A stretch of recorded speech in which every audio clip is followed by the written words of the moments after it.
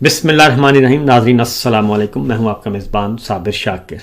آج ہے 18 نومبر اور منگل کا دن. تازہ ترین خبریں، اطلاعات اور تبصرے پاکستان کے حالات و واقعات اور سیاسی صورتحال کا لیتے ہیں جائزہ.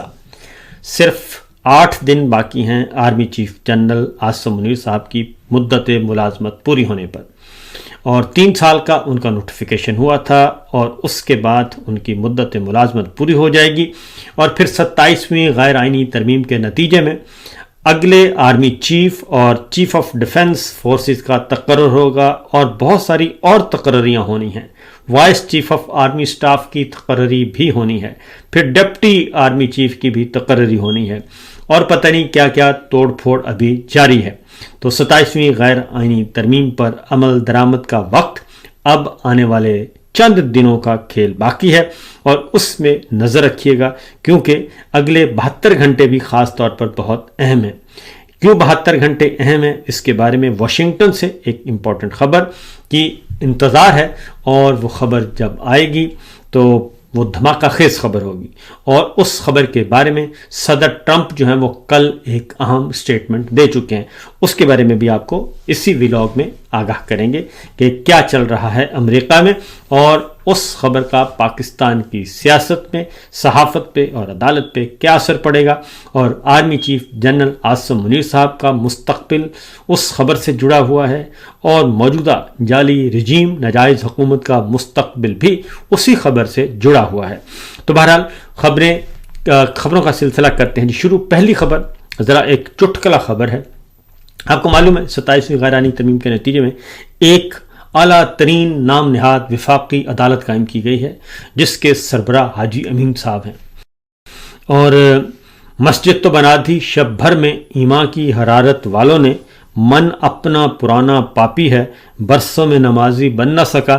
حاجی امین صاحب کو وفاقی عدالت کا سربراہ تو بنا دیا گیا، لیکن نہ ہی ان کے پاس مسلح ہے، نہ ہی لوٹا ہے، اور نہ ہی ان کے پاس کوئی جگہ ہے. ان کو کوئی بھی گھسنے کے لیے جگہ نہیں دے رہا. پہلے ان کی نظر تھی وفاقی شرعی عدالت پہ، وفاقی شرعی عدالت نے کر دیا انکار، اور وہ ڈٹ گئے اور انہوں نے دکھائی آنکھیں. اس کے بعد ان کو کیا دربدر، اور پھر ان کو کہا آپ چلے جائیں اسلام آباد ہائی کورٹ میں. اسلام آباد ہائی کورٹ میں گئے تو وہاں پہلے ہی امپورٹڈ سرکار بیٹھی تھی، امپورٹڈ جج بیٹھے تھے، ڈوگر صاحب.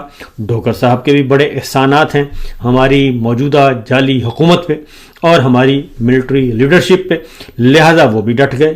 انہوں نے کہا کہ مجھے لاہور سے یہاں لایا، اور میں جب سے آیا ہوں عمران خان کا، پی ٹی آئی کا، کسی صحافی کا، کسی انسانی حقوق کا کوئی مقدمہ میں نے نہیں سنا، اور حکومت کو ریلیف پر ریلیف دیے جا رہا ہوں، اور راولپنڈی کی خدمت کیے جا رہا ہوں.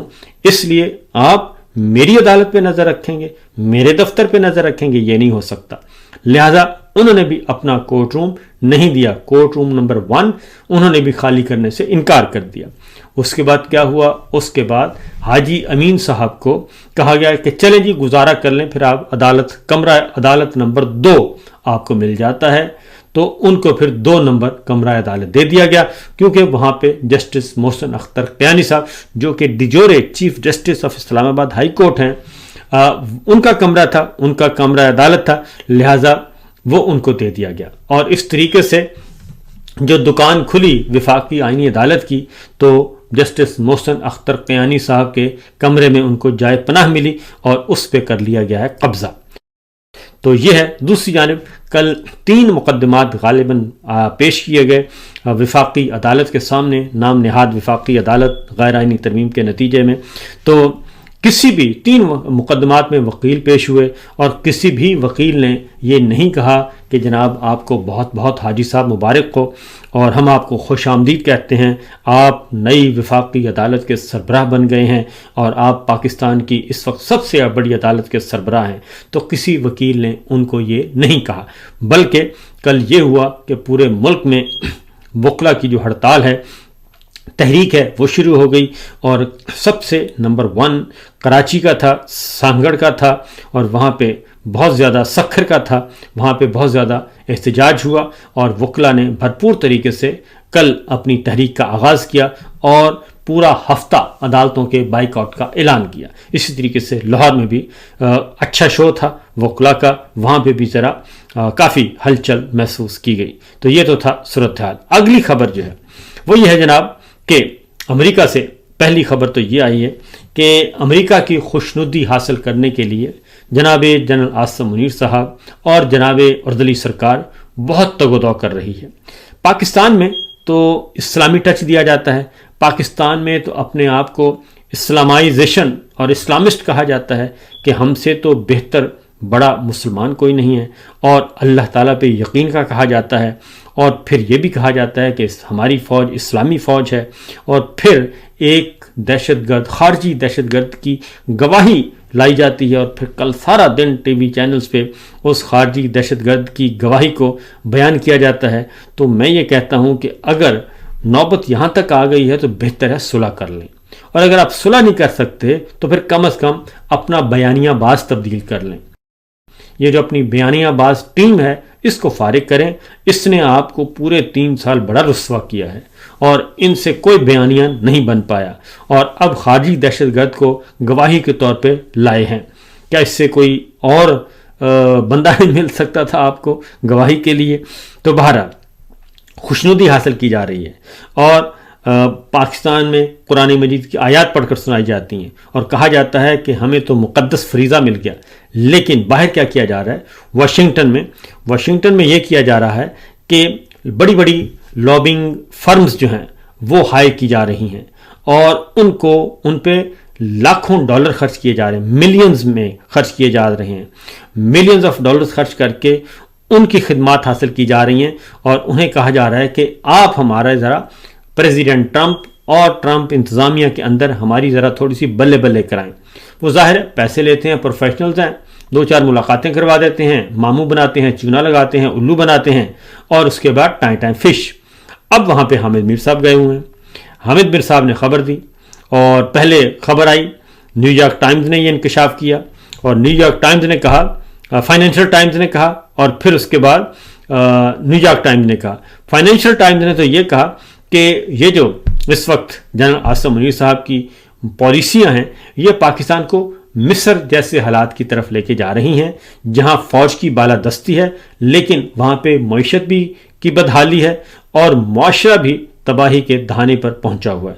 نیو یارک ٹائمز نے انکشاف کیا کہ پاکستان کی جو حکومت ہے، فوجی اور سیاسی حکومت، اس نے بڑی بڑی کمپنی ہائر کی ہیں اور لاکھوں ڈالر خرچ کیا جا رہا ہے اور 20 ملینز خرچ کیے گئے ہیں، اور ان خرچے کے نتیجے میں کوشش کی جا رہی ہے کہ ٹرمپ کی خوشنودی حاصل کی جائے اور اس کی ذرا بلے بلے کروائی جائے، اس کی خوشامد کی جا رہی ہے، چاپلوسی کی جا رہی ہے. تو کیوں کی جا رہی ہے؟ اگر تو آپ کے اندر اتنی سخت ہے تو پھر تو آپ کو یہ ساری حرکتیں کرنے کی ضرورت نہیں ہے، لیکن آپ کے اندر اتنی سخت نہیں ہے. آپ چونکہ الیجیٹیمیٹ ہیں، آپ الیکشن چوری کی ہوئی ہے، آپ کی عوام میں کوئی پذیرائی نہیں ہے، جمہوریت کا آپ نے قتل کیا ہوا ہے، بنیادی انسانی حقوق پامال کیے ہوئے ہیں، پھر کانگریس میں آپ کے خلاف بل پڑے ہیں، 2 کانگریس میں ریپبلکنز اور ڈیموکریٹس کے مشترکہ بل پڑے ہیں 2، تو وہ ساری تلوار آپ پہ لٹک رہی ہے. اس لیے آپ پاکستان کے عوام کا پیسہ خرچ کر رہے ہیں وہاں پہ جو کہ صحت پہ ہونا چاہیے، تعلیم پہ ہونا چاہیے پاکستان میں، وہ پیسہ آپ اپنی ذاتی مفادات کے لیے استعمال کر رہے ہیں، لیکن اس کا فائدہ جو ہے وہ نہیں ہو رہا. اور اب حامد میر صاحب گئے ہوئے ہیں. حامد میر صاحب نے ایک اور انکشاف کر دی ہے نیو یارک امریکی اخباروں کے حوالے سے اور انڈین اخبار کے حوالے سے. وہ کہتے ہیں جناب پاکستان نے بھی وہی فرم ہائر کی ہوئی ہے جو RSS نے، یعنی کہ بھارت کی انتہا پسند ہندو تنظیم نے جو فرم ہائر کی ہوئی ہے کہ وہ امریکہ میں بھارت کا ذرا مودی سرکار کی ذرا بلے بلے کروائیں، وہی پاکستان نے کی ہوئی ہے. اور پاکستان جو ہے وہ بھارت سے زیادہ خرچ کر رہا ہے، ہمارے حکمران زیادہ خرچ کر رہے ہیں لابنگ پہ.